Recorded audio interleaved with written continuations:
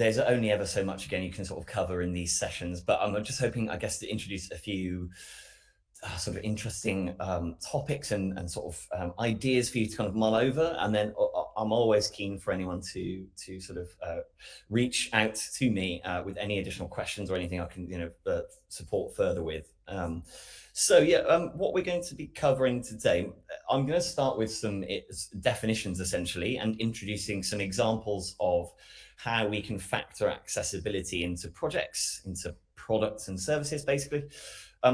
I think one of the ways I've found is useful to sort of start the process of learning about accessibility is just doing a little bit of myth busting. There are lots of accessibility myths, so I'm just going to talk about just a few of them today, and then we'll look a little bit more closely at kind of accessibility for anyone who's working in the user experience field.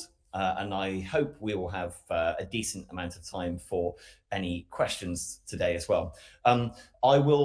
I can mention a couple of sort of examples of projects I've worked on, but when I was going through this, I realized that case studies would mean that I had to move out some of the fundamentals that I think are really going to help you in your day to day. So what I've done is included a link to a really important, a really valuable case study of some of the work that Nomensa has done later in the slides as well. So hopefully that sounds good, and you're excited to learn a little bit more about this topic.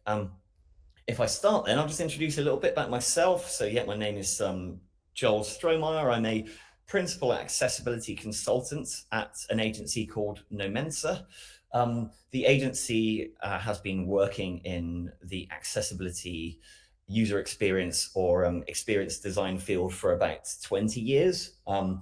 So we describe ourselves as like a strategic experience design consultancy or agency. So we work, as I say, in accessibility user experience. We have content designers, developers, UI designers, all of those kind of disciplines within our organization. But we're certainly well known for our accessibility. Alistair Campbell, who is one of the co-founders and is director of accessibility, who manages my team, actually is part of the Web Content Accessibility Guidelines group. So he's co-editor and chair. So that means I have a particularly, a particular unique position in that I can go to him and ask him specific questions about sort of the worldwide standards of accessibility, and he has the kind of the insights to help with those specific questions, which is brilliant. In my background, I've done all sorts of different jobs over around sort of a 10 or 11 year period in digital marketing, search engine optimizations. So a bit of a jack of all trades. My most recent role was in a sort of digital transformation role for an energy company. All the way through my career, though, I've been sort of fascinated and very passionate about this idea of accessibility and making sure that we're building accessible experiences. So I've more recently moved into focusing on that full time, and it's been brilliant, I must say. Based in Bristol, so the Nomensa head offices are in Bristol, and that's where I'm based. We also have offices in London and Amsterdam as well.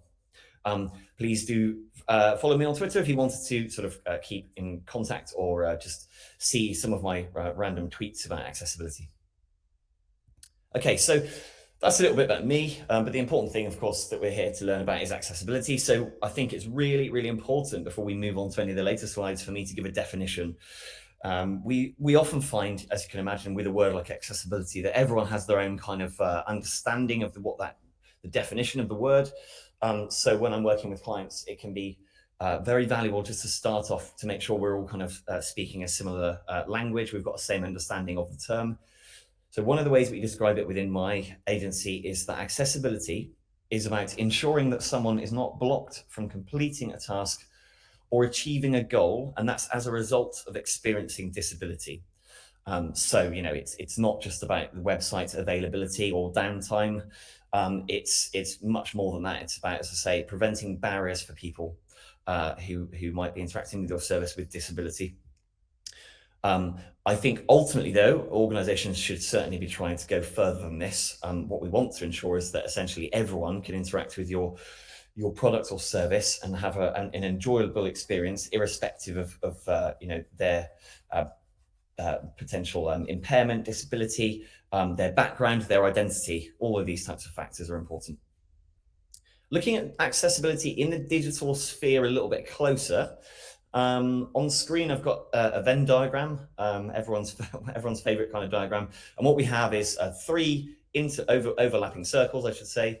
We've got usability, platform standards, accessibility technologies, and then right at the center, digital accessibility. So these are like the sort of key ingredients that go into deciding whether something is accessible or not within a digital interface. And we'll just look at those a little bit more in detail now. I mean, I'm sure you're not surprised to see that usability is a core part of digital accessibility. We are essentially trying to make our digital interface easier for someone to use. So there's a whole host of usability considerations. We then have platform standards. So what this is, it's about when you understand what platform providers are responsible from an accessibility point of view versus what you as a content creator or a designer or developer are responsible for. So just to explain that a little bit more, all of the web browsers that we use are built based on pre-existing standards that are set by, for example, the W3C, the sort of Web Standards Authority. So there's a lot of things that the browser is responsible for, so you don't have to worry about that. But there are a load of things that we need to build into our particular content that is unique to our organization, for example. So that's an example of where like understanding platform standards can help. Another example of this would be Apple has its human interface guidelines. Again, they have their own kind of standards. So if you're aware of what Apple is kind of recommending, again, that can put you in a better position to make sure that you build on top of standards rather than kind of creating your own version of standards or kind of adding barriers in accidentally by kind of diverting away from some pre-existing standards. So that's just something to think about. One of the things that makes digital accessibility sort of different to usability is accessibility technologies. So one of the key things we need to understand is that if someone has a disability, they are likely to interact with our interface using their own particular setup. So that, for example, someone might use screen reading technology, which translates on-screen information into audible announcements. And that's a particularly useful tool for someone who is blind, for example. They may also customize their interface in other ways by, for example, changing the color scheme, zooming in on content. There's a whole load of kind of different customizations and specific softwares and technologies that people may use to interact. Once we have a good understanding of these particular technologies, we will then be able to design and build better interfaces. So that's a very quick snapshot, I guess, of the ingredients that go into digital accessibility. If we think about that a bit more, but from the user perspective. So on screen, I have a few different examples of user scenarios, and we'll just talk through some of those now. Ultimately, accessibility is about people, and it's about their real lives and how their experience sort of interacts with our interfaces. So here are some quick examples of scenarios. I have limited vision, I have no vision, I have limited or no mobility, I have limited or no hearing, I have a cognitive or learning disability or impairment. And then if we broaden the considerations out slightly more, if we take a kind of inclusive design mindset, there are also things that affect inclusion around socioeconomic factors or identity considerations as well. So if we start to just think about those scenarios when we're designing, we'll start to hopefully be able to consider accessibility more effectively within the process. And when we think of these scenarios, we sometimes refer to this as multimodal design. And what this is about is like allowing for several different ways or methods that someone might interact with our design. And we'll look at this a little bit more now.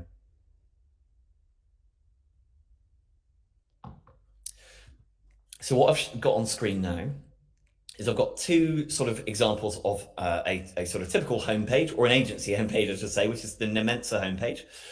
And I've got a little video clip, and the idea of this clip is to illustrate how accessibility is actually often invisible until you need it, or you sort of delve in more detail with an interface. So we can have two websites that look identical, but actually one of them under the surface, has been built in an accessible manner, and one can be completely inaccessible as well. So on the left-hand side in this video clip, I'm going to show a website that has been designed for keyboard users. keyboard only users. So that's, for example, someone with a mobility impairment who is reliant on interacting with an interface using their keyboard alone. An example of such a user would be someone with Parkinson's or has repetitive strain injury, just as a couple of examples. On the right-hand side, we've got a faked example where the interface is completely inaccessible to a keyboard user. So like it's the idea from this clip is for you to start thinking about how the experience is for users who are reliant, for example, on navigating through the different interactive elements in the interface using a keyboard alone. So I'm just going to play the clip. So on the left-hand side, the skip to content link became visible. Then we can see what's known as the focus indicator, which is showing visibly around all of the interactive elements on the screen. I'll just play that once more. So basically what this is someone is pressing tab on their keyboard. They get the skip to content link, which allows someone to bypass the main navigation. They then move into the Nomensa logo, which has been built in an accessible way for keyboard users, so we can see a very clear indication of where the keyboard is, the keyboard indicator, and then the sort of user is moving down in a linear fashion through the screen. On the left-hand side, none of that is happening because the website has been built in an inaccessible way. So for example, maybe the links haven't been coded to be true links, or during the design stages, no visible focus indicator was factored in at the design stages. So I'll just play that once more. So as I say, on the surface level, both of these screen grabs may look identical, but of course, as I say, as soon as we start to try and interact, we get the sense of one being accessible versus another one. The next example is about so that was about mobility. How about if your vision isn't great? You have low vision, you have some form of visual impairment. So we've got two screen grabs again that are identical here that are kind of crisp. What I'm now and sort of easy to read. Or should be easy to read, I hope. And the next example, we're going to simulate a visual impairment. So we're going to blur both of those examples. So if your vision, you have low vision and the information is not particularly easy to discern at the standard zoom level within the website, what we need to do as designers and developers is ensure that a user can zoom in on the content easily. So we need to make sure that a user can increase the size of text and graphics, for example, without encountering any barriers. So now, again, I'm going to show another clip where on the left-hand side, the website has been built using responsive design principles, and it's been built thinking about ensuring someone can increase the size of the content, and that content works in a variety of different viewport sizes. So again, on the left-hand side, someone is using their zoom function within the browser. All of the text increases in size. All of the information then kind of stacks in a vertical arrangement. We're able to scroll up and down without any loss of information or functionality, and the information is crisp and the text is larger and hopefully therefore much easier to read. So yes, there might be more up and down scrolling, but there's not left and right. There's not lots of panning. On the right-hand side, we've got an example of zooming on a web page where it has not been built with responsive web design principles. And what it means is that the user has to pan. There's a lot more effort required of the user. They have to pan left and right, up and down, and actually reading a sentence from start to finish becomes a lot harder because you actually have to kind of move the mouse essentially all the way to the right hand of the window, scrolling left and right in order to actually read the information. So a huge amount more effort is required of the user in this second example where we haven't built it with accessibility for low vision users in mind.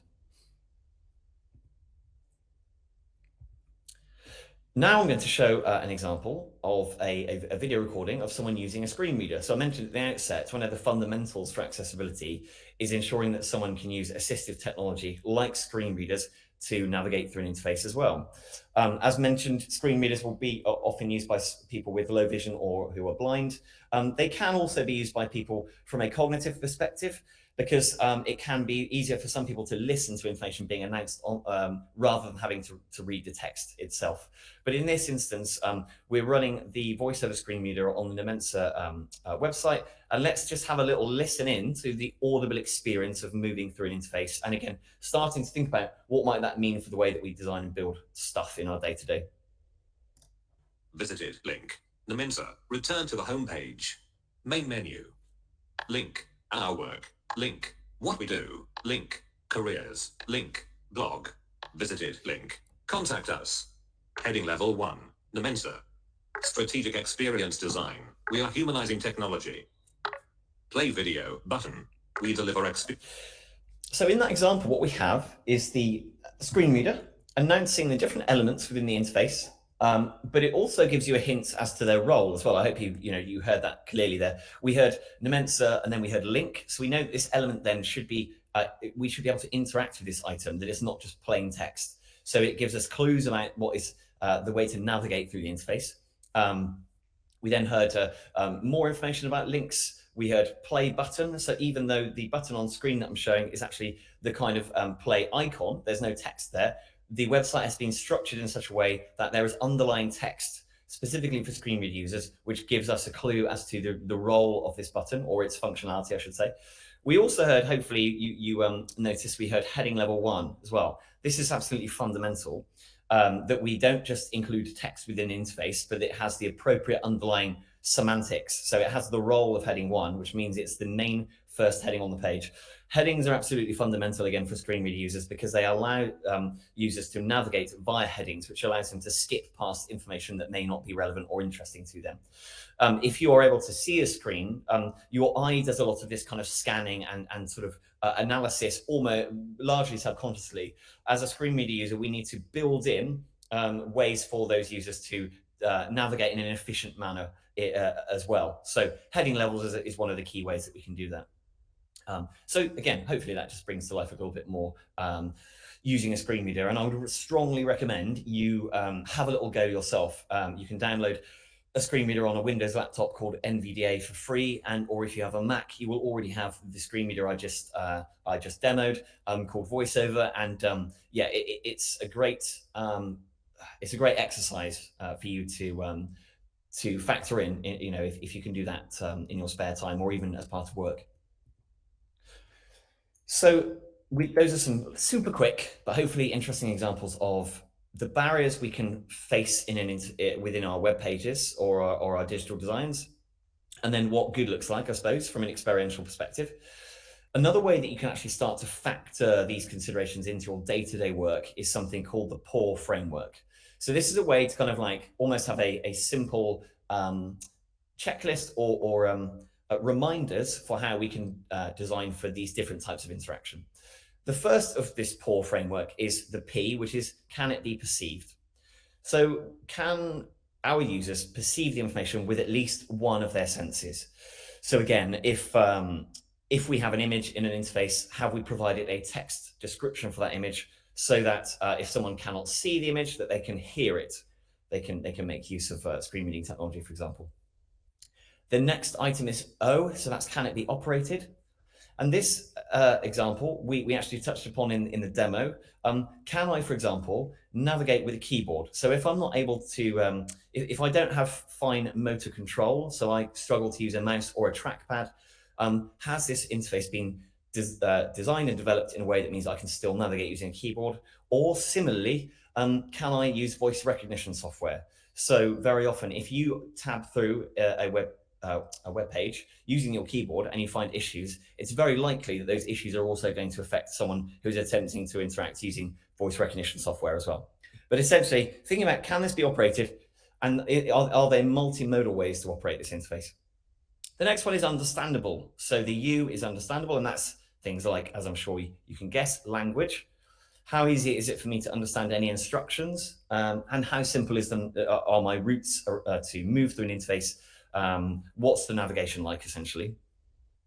The last one is R for robust, and that's really about the implementation. So this is probably more geared towards developers or maybe interaction designers, but the key here is, has my product or service used good, reliable, well-tested solutions and code? So if you've already got a design system that has accessibility has been integrated within it, then essentially that's about continuing to use those pre-existing well-tested solutions. Again, I mentioned before, thinking about platform standards. So if there's already a standardized way to do something that has been proven to work, trying to kind of lean towards pre-existing standards rather than trying to do maybe more complicated or custom solutions within your project. Let's have a little look at perceived in a bit more detail then. So what does that actually mean, like in a day-to-day? Well, one of the fundamentals is text. Does text have a good contrast? So if I have low vision, Maybe I have to magnify the content, or I may even be someone who doesn't have a visual impairment, but for example, I might be outside. It might be a sunny day, and I'm looking at information on a mobile device with some sun glaring on the screen. There's all sorts of factors why we need to make sure text has good contrast, basically, is what I'm trying to say. And one of the ways we can make sure of that fact is by making sure that the text has a 4.5 to 1 contrast ratio. So there are actually tools out there that we can use that will give us this kind of mathematical score. And we will know then that if the text has at least 4.5 to 1 contrast ratio, that the information should be easier for a larger group of people to read comfortably, essentially. Don't rely on color to communicate core ideas. This will help ensure that you reduce barriers for people with color vision deficiencies. So often that's phrased as color blindness, which is quite prominent in men, for example. So an example of relying on color would be sometimes we see that when there's a form input that has an error, the designer has decided to simply change the border to red, for example. But if someone has a color vision deficiency, they may not be able to discern that change in color at all. So we should always ensure that we're describing things in text and not simply relying on color. We can also make use of iconography additionally as well. Another thing is that non-text content should have a 3 to 1 contrast ratio. So that's things like icon-only controls, like, for example, maybe a hamburger menu icon, or the edges of our form input borders. They also need to be easy to discern. And again, if we've got a 3 to 1 contrast ratio, we should generally be providing a more accessible interface from a low vision perspective. The final quick example in this section is that the different states of controls is really important, that they're clear as well. So again, if something is in a focused state, so a keyboard user has reached a button, for example, that needs to be very clear as well. Things like hover states on buttons, there's a whole load of different states that our interactive interfaces move into, and the controls need to be clear in all of those different states to ensure that we're not introducing issues. And again, that will affect low vision users, and again, will almost certainly be affecting keyboard-only users as well.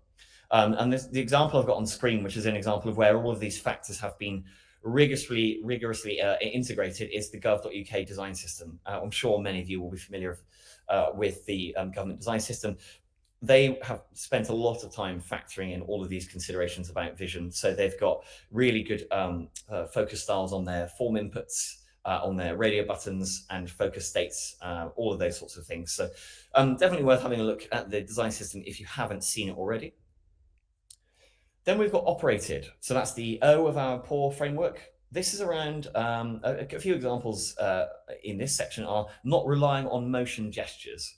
So quite often we see, for example, websites and apps where there's a swipe gesture left and right to maybe reveal more information in a carousel component, for example.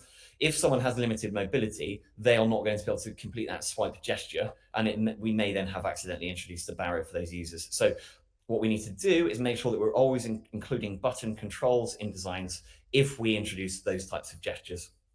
And again, that will benefit keyboard users and also voice interaction users as well. Another key thing when we're thinking about operated is giving users enough time to complete tasks. So this will help users with a cognitive impairment or disability, and it also helps people who are using assistive technologies who may need more time to move through an interface and reach the content in question. An example of interface elements that often introduce a barrier in this case are toast messages. So these are those kind of messages that appear for a few seconds, maybe at the bottom of the screen or to the right or left hand side. They're just giving you a sort of maybe a non severe update, something that's kind of like just a kind of side bit of information. But because they often automatically dismiss themselves, they introduce a barrier for users because they're not providing sufficient time for all of different types of users who may be interacting with our content. The final thing just to mention in this section is avoiding flashing or prominent animations. Again, if you use things like parallax scroll and other kind of very immersive animation styles within your interface, it's quite likely that you are at risk of triggering seizures in users, or certain people with vestibular disorders will find things like parallax scroll will trigger a feeling of vertigo or a kind of sickness. So can actually be a severe barrier and interruption to someone's journey. So be very, very careful about animations and flashing within an interface as well. The U of poor is about understood.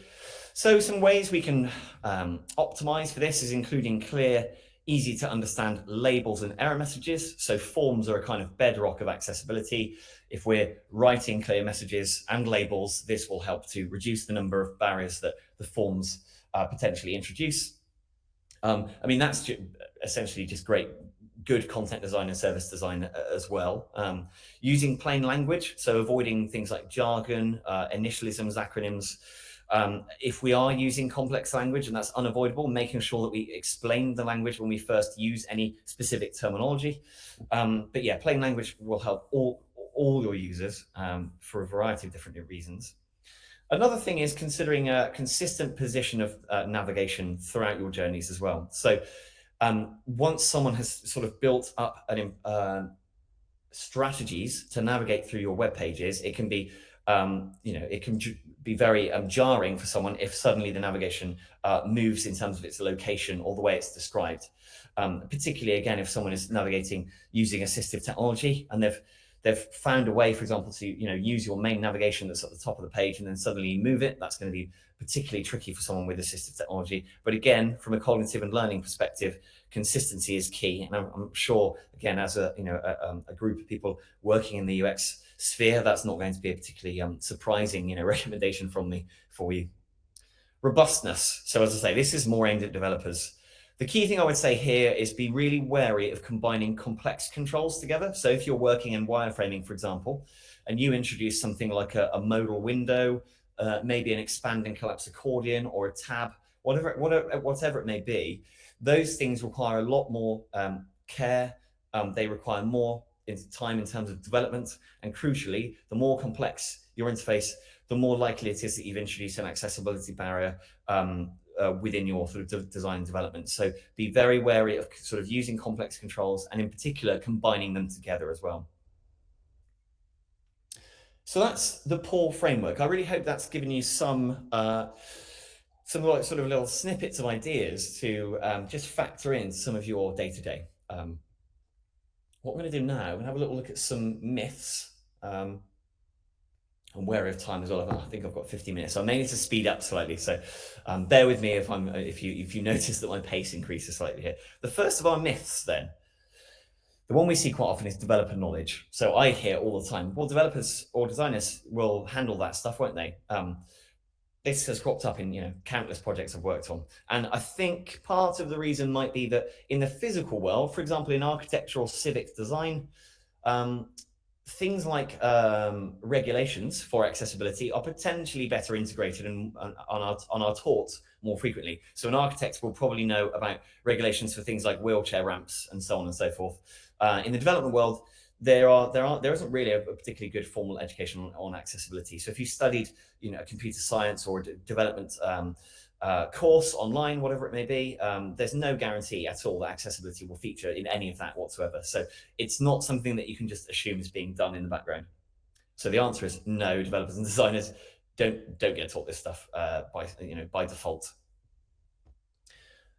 Another thing we hear is, well, we've got an automated tool. So we're going to run that automated tool and that's going to capture the issues for us. It's brilliant when people are starting to run these tools because it's an indication that they're making some progress in terms of their understanding and accessibility and completing tasks on a daily basis. But automated tools only capture around, say, 20 to 30% of the total number of potential accessibility issues. So they're only a small part of the process. So be very wary of just running an automated tool. Now on screen, I'm just delving into the automation point a little bit more. On the left-hand side, I've got a really cute picture of a dog. And then above that, I've got alt equals cat. So this is the way that in code, we would provide an alternative text description for that image, which is critical, as I mentioned before, for our screen reader users in particular.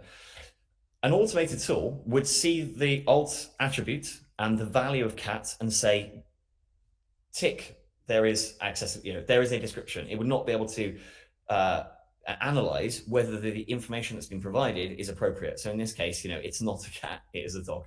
So that's something to be aware of. There's a limit to what automated tools can do. And on the right-hand side, we've just got another quick example, which is we've got a trash can icon, and the alternative text in this instance is button. I'm sure, again, you've kind of already worked out the reason that that's not valuable is because it doesn't tell us what the role or the value of that button is. So we don't know that it's going to delete something, essentially. Another thing we hear is, luckily, I don't hear this as often, but it will crop up, I'm sure, is our customers don't have disabilities. So we might hear something like, we haven't prioritized accessibility because we know we don't have many or any customers with disabilities. Now, there's several issues with this statement, as I'm sure you're already aware. The first thing to say is not all disabilities are visible. So just because your user, it's not visually apparent, doesn't mean that they don't have a disability. There's a whole sort of spectrum of cognitive disabilities and impairments that may not be obvious. And again, that's just one quick example. The other question to think about, if you hear this sort of thing, is that, well, what data and research has been used to reach this very bold statement? And is it reliable? The answer is no, basically. But like, it would be interesting to understand what that kind of attitude has been based on. The other really key thing, which I think is potentially really key to have in mind, is that this attitude is a self-fulfilling prophecy. So just because the organization hasn't received inbound communications from prospective customers with disabilities, that doesn't mean that they haven't, people with disabilities haven't interacted with the product. Very often, if someone's had a crap experience, then they're just going to have gone away and tried to find an alternative route. It doesn't mean organizations can't rely on someone actually telling them that they have issues. And of course, the more that you don't prioritize accessibility, the more issues you will have, and the fewer customers with disabilities you're likely to be engaging with. So it's sort of a wicked loop of a negativity, that kind of attitude. The final thing, of course, to say is that we all sit on a sort of spectrum of impairment or disability. And so by this, I mean, we will all at some point be ill or are likely to require glasses as we age, and so on and so forth. So the optimizations and the considerations we make for people with disabilities benefits everyone. It raises the overall kind of experiential bar for all of the people interacting with us. So I'll just talk a little bit about some ideas around maturity. So there's a lot of accessibility, maturity, and I guess ultimately where we want to reach as organizations building products and services. So on the screen, I've got a kind of classic maturity model illustration, the sort of thing that you might see Boston Consulting Group or Deloitte, those sorts of sort of large consultancies will use. And at the bottom of this set of stairs that I'm showing on screen, we have informal. So that's kind of basically dipping your toe into maturity in any given subject matter. We then have defined. So this is where we've started to define maybe some of the activities we want to complete, but it's still very sort of ad hoc, I guess. We then move into repeatable, where we've started to create patterns of processes maybe, or like things that we can complete more consistently on a daily basis. Managed is when we start to basically have maybe management measures or KPIs, or it's more formalized. So it's almost integrated into our sort of organizational goals and KPIs. And then, of course, we have optimized, which is this sort of like ultimate end goal that we want to get to, really. So that's like your classic kind of maturity model. What I've now done, or I should say one of my colleagues has actually done, if I'm honest, has mapped the accessibility versions of those different stages. So the equivalent in the accessibility world, and this is driven by the work that we do with clients, have been doing with clients over the years. So what we find, like in our experience, is basically people don't know what they don't know. So accessibility may be just not on the radar at all. That's the kind of first step. Then what we move into is like a little knowledge. So we often start with organizations where they're somewhere in the kind of little knowledge space. So they might have, for example, dipped their toes into maybe running an automated tool, but they're not completely sure about the results that have been kind of spat out from that tool. Or maybe their developers have done a tiny bit of training, but they're not particularly confident. This stage is obviously great that people have started, but it also is it's risky, because the old phrase goes, a little knowledge is a dangerous thing. And that is certainly the case in the accessibility world.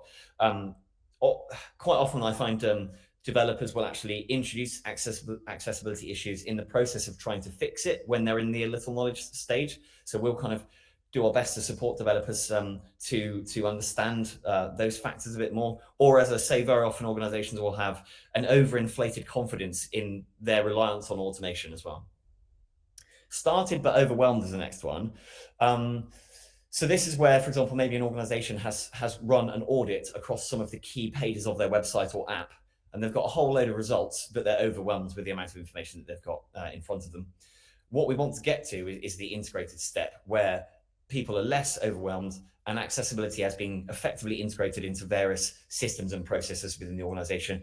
And it becomes slightly more just part of the day-to-day and less of a big self-contained project and more part of, just the way we work. And then, of course, the final thing is the kind of Zen stage, or the kind of ultimate stage we want to get to. Very, very few organizations get here, as I'm sure you can imagine. But this is almost where accessibility maybe is part of just everyone's thinking. It's almost subconscious, or it's part of how the organization actually drives innovation. One of the best examples I can give you here for an example of Zen would be the Xbox games console and the team behind that. They use inclusive design from the very start of various innovations that drive their the sort of gaming experience. And there's loads of information if you want to find out more online about that point in particular. So yeah, definitely recommend looking up the Xbox accessibility team. Now I'm just going to show a couple of quick examples of like what looks good. What good looks like, I should say, sorry, within the integrated phase that I just mentioned there, the kind of integrated maturity step. One of the key things that I touched upon earlier actually is about focusing on design systems and components and getting these things rolled out so that everyone can use them. As soon as you get accessibility integrated into your components, you then can focus on maybe solving some of those more like gritty problems, some of the real like true maybe innovations or improvements to the user's experience, rather than kind of having to almost fix some of the more low-level issues that we see. So that's the beauty of having your design system with accessibility tightly integrated. A great example of this, IBM have a design system called Carbon, if you wanted to see a good example of it implemented. And of course, the example I almost always go on about all the time is gov.uk as well. Their design system is fantastic. Another factor within the integrated phase then that we're kind of trying to reach is that developers and testers have started coordinating their approaches. So what we want is for essentially for developers to be testing things like the keyboard operability, the zooming that I demoed earlier, things like maybe even contrast, the structure of their code. And then similarly for QA teams and essentially individuals throughout the process to be doing similar types of testing, but everyone being very clear on their role within the process itself, and that there's a kind of very clear and repeatable testing approach as well. So, an example being, we want to make sure that the teams involved in designing and building our experiences, for example, are using things like screen readers and assistive technology. That should be part of the day-to-day process. Another thing is we cannot simply design for people with disabilities. They need to be a core part of the process.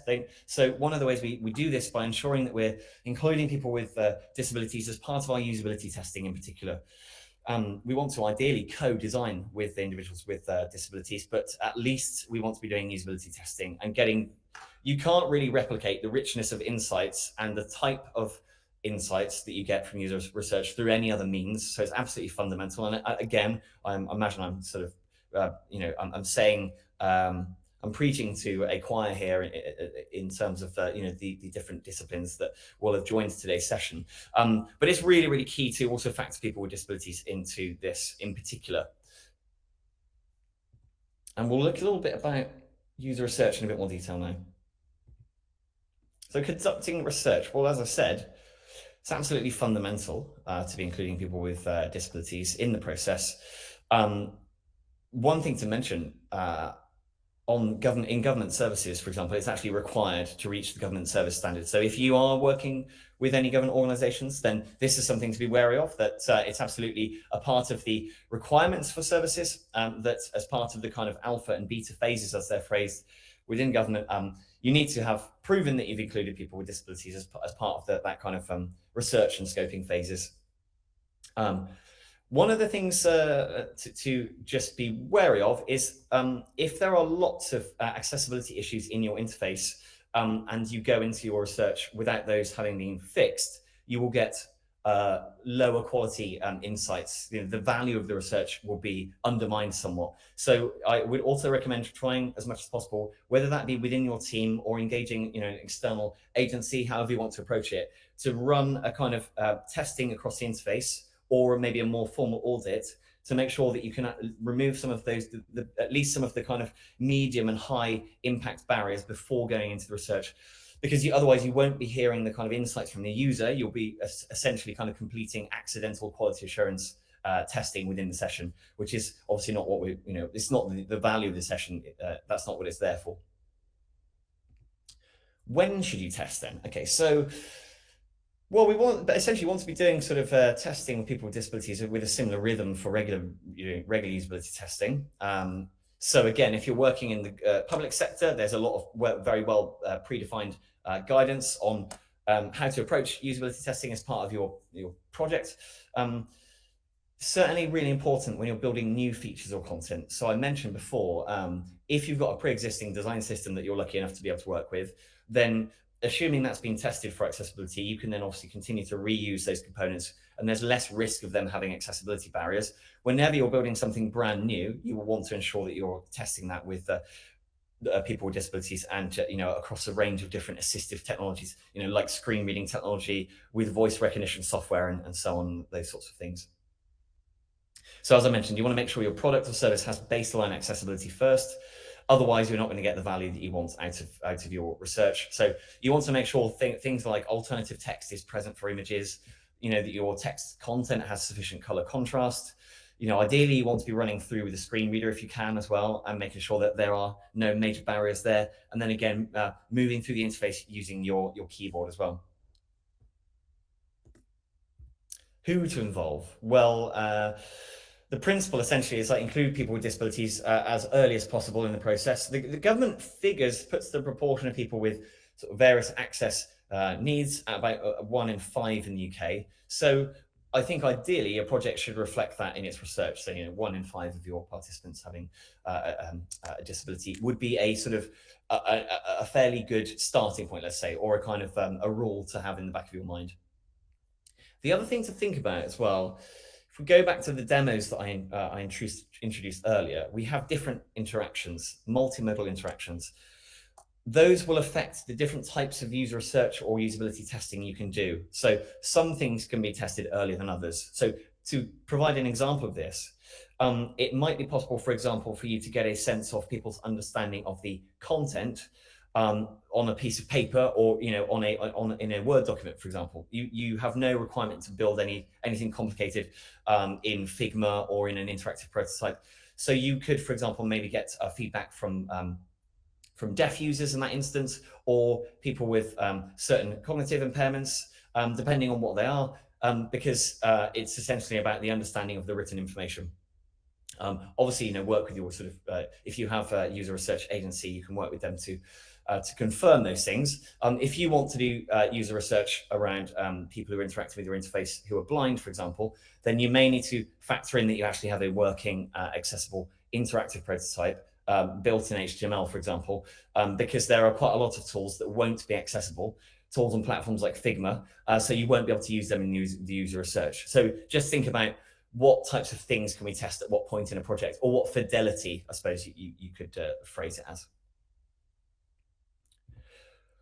We've focused, I suppose, in the presentation a lot on this idea of accessibility, but you'll have heard me mention inclusion as well. Just to kind of wrap up some final thoughts. We must include accessibility, to provide a great experience for our users, for all the reasons I've said today. But I think the other thing I want to encourage you to think about is this broader idea of inclusion. So not focusing just on disability, but also different people's identity, their own experiences, their backgrounds, and what that also means for building brilliant products as well. Like broadening the scope of accessibility out into inclusion is something that, again, it won't happen overnight, but it will provide much better experiences, more innovative solutions, and just results in better experience for everyone, really. So do think about moving beyond just accessibility and start to look up inclusion. And if you wanted to read a little bit more about that particular point, I would highly recommend Microsoft's Inclusive Design Toolkit. So Microsoft, again, is another example of an organization that's done a load of brilliant work in that space. And they have a whole website dedicated to their case studies and more information about inclusion that I recommend looking into. So summing that up then, we've all got a responsibility basically to reduce accessibility barriers. Different disciplines within the process, I hope to have touched upon, at least in the presentation, will be coming at this from a different angle, but the key thing is that we all will have a responsibility in our day-to-day roles within user experience to remove these barriers. One of the ways that you can start to factor that into your day-to-day, effective immediately, essentially, is thinking about that PAW framework. So perceivable, operable, understandable, and robust. Inclusive design means putting research with people with disabilities at its core. So not just designing for people with disabilities, but involving them ideally within the end-to-end process. On that note, I've also included a link within the slides to an introduction to accessibility testing. So I mentioned about it being important to remove some of the kind of fundamental barriers within an interface before you do certain types of user research. Obviously, that can be tricky if you've never done that before. So what I'm hoping is this government article will introduce some of the ways that you could start to do that yourselves. If, for example, you can't engage a third-party agency to support you with it.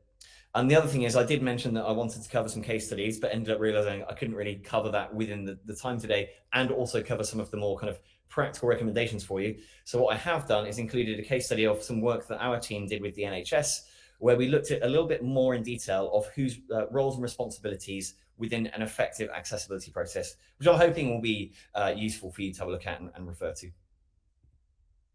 I realize I'm a little bit over time, so forgive me for that. But does anyone have any questions at this point? Thank you very much. That was a very, very good presentation. Oh, thank Very you. nice. I really enjoyed that. So, guys, do you have any questions? You can ask them yourself or write them in the box text in the text box. Sorry, and I will and I will read them out loud.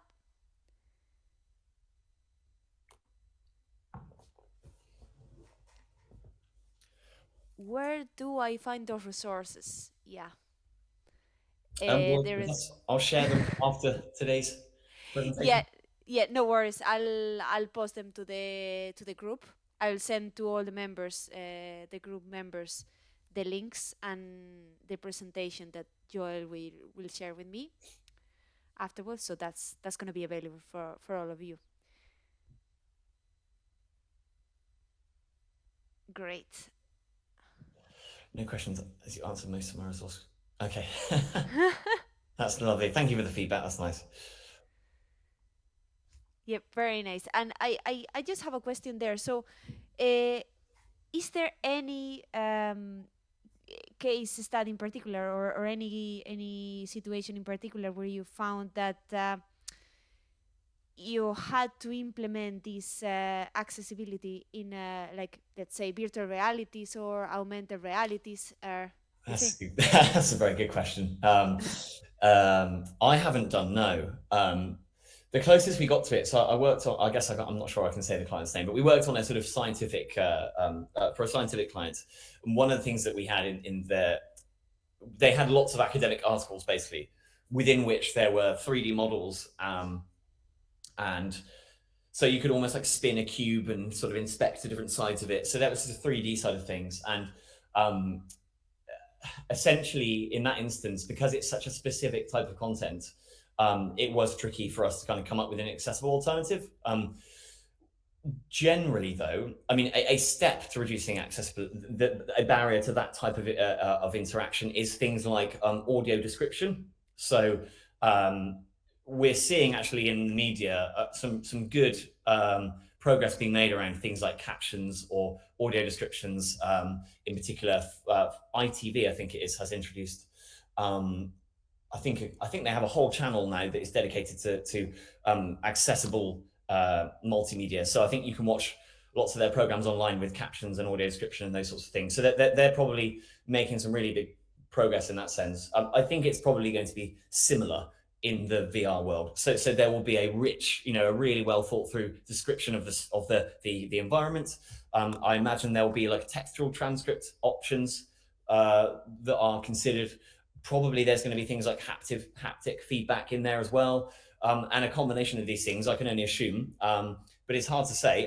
I know that so I mentioned the Web Content Accessibility Guidelines that Alistair, who leads my team. There is a section in there about virtual reality and augmented reality, which I started to read, but it's not easy. No, it's To just understand. I love that. I love virtual reality and augmented reality, mixed realities and stuff. And it's just is blooming now. Yeah. Right. And I think that there is very, very little in UX and also, as I said, accessibility on it for now. So I think that is a very broad area to explore in the future for anyone that is involved in experience, in accessibility, in all this. So I find it very, very interesting. But certainly on that note, again, I think a sort of relatively useful comparison though is the gaming industry. So The Last of Us, I think it's called, is a I don't really game anymore, so I don't know much about it. I know there is a TV show now that it's a TV show, exactly. Yeah, it's one of these games that has won awards, I think, or certainly has been featured in the media for being very, very accessible and inclusive in its design. And again, there'll be considerations within the way that game was built that would be applicable in the kind of VR world as well. So I think there are things we can look at that exist out there, and then they would help with some of the considerations for VR. So I would definitely look into, as I say, game accessibility, inclusive gaming. There's loads of good examples of how accessibility has been integrated in a really effective way. That's great. Now that we have a couple of questions there, so Donna asked any recommendations for good accessibility and inclusion focused style guides. Yes, absolutely. So the government design system, as I mentioned, is brilliant. It's quite sort of utilitarian though, so it might not always be it wouldn't always be applicable for non-public sector organizations who have all these considerations of a brand identity and other things. The IBM Carbon design system is the other one that I mentioned. I'm fairly confident that's being built with accessibility at its core. The other one that springs to mind is eBay. They created a set of components and styles called the Mind Patterns, I think it is, if I remember correctly. So those are three. Those are three good examples, and they'll be a good starting point. Great. Actually, I'll probably share also the list. I will ask you for these links, and I will share that as well with the members. And then another question. So also any thoughts or info on chatbots and accessibility? Yeah, it's a great question as well, because this cropped up in Test and Trace also. So basically, they're not very accessible. So I'm sorry to say they're not very accessible. They are very often reliant on, they're essentially like a third-party plugin, and therefore you have very limited scope to influence them. You buy them as a service, and therefore even if you find accessibility issues, which you certainly almost will, you can't do much about it. So they're really tricky, and the reason that they're often inaccessible, as I mentioned before, is because developers aren't being taught this stuff, sadly, by default. So it would be reliant on basically developers within the chatbot industry knowing these things, and they often don't. So sadly, we're not in a great position with chatbots. I've forgotten the name of the organization. There's one organization who are very well known for chatbots, who did do a blog where they went through the process of trying to get their chatbot to a AA standard, which is kind of like the baseline standard from the Web Content Accessibility Guidelines point of view.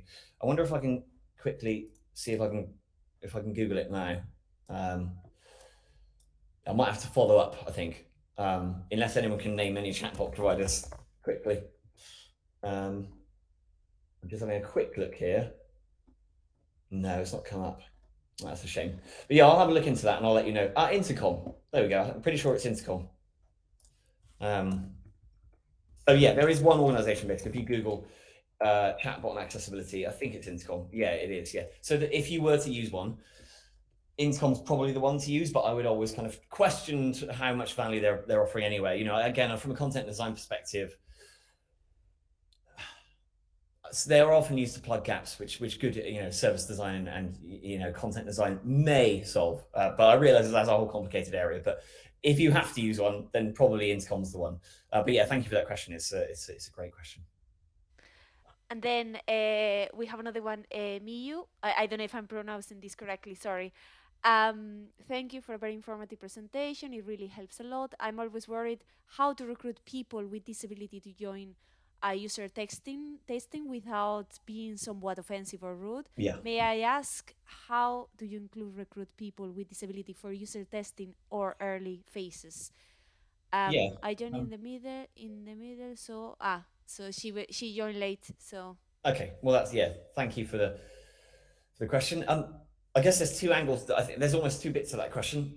There's the how do you recruit? So the charities will often be happy to support with it. So if you know, for example, you want some research around using your product or service for someone with low vision or blindness, again, there's loads of charities will probably be most likely to be happy to support you with that. So, for example, to suggest people to join in on the research and also give you advice around running the sessions, those sorts of things. So, RNIB springs to mind, just as one example. But yeah, charities very often will be happy to help.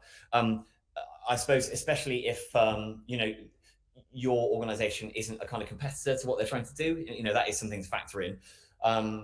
There's again lots of useful information on the the government accessibility pages. I mean, you'll hear me repeating this a lot, but basically the GDS team, now called CDDO, over the course of 10 years has just done a magnificent job on a lot of these factors. So there's guidance around running user research on the government web pages, which would definitely be useful for you.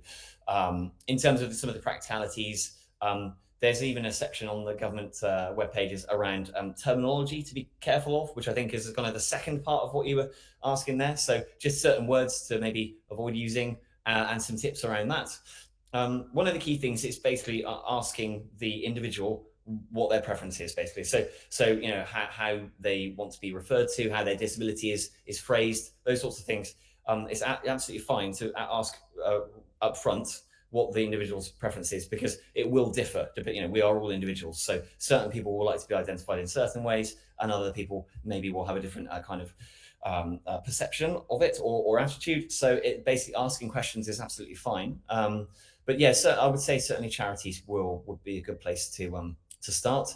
Then there's probably a fair amount you can do by Googling as well, doing desk-based research around this. I hope that's helped a little bit. Again, I can try and follow up with more information if it's useful.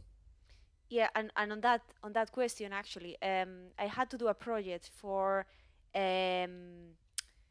hard of hearing and deaf people in an app, and to recruit some of the participants, most of the participants for the user testing. I just went to the Cork Deaf Association, Yeah. and they were glad. I just explaining that we want to improve this product, or Yeah. we want to create this other solution for deaf people or hard of hearing. They were very, very, very nice about it, and very willing to collaborate anyway.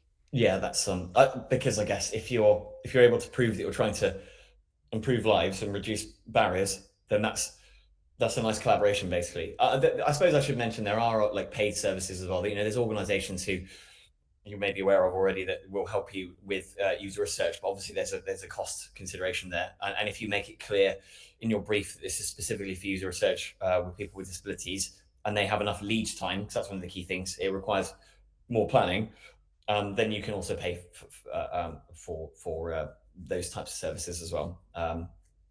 So yeah, there are organizations that specifically do that. That's great. Did you guys have any other question? I think we are done for today. So Okay, brilliant. no, wait. Don't raise the hand? Did you raise the hand, Donna, or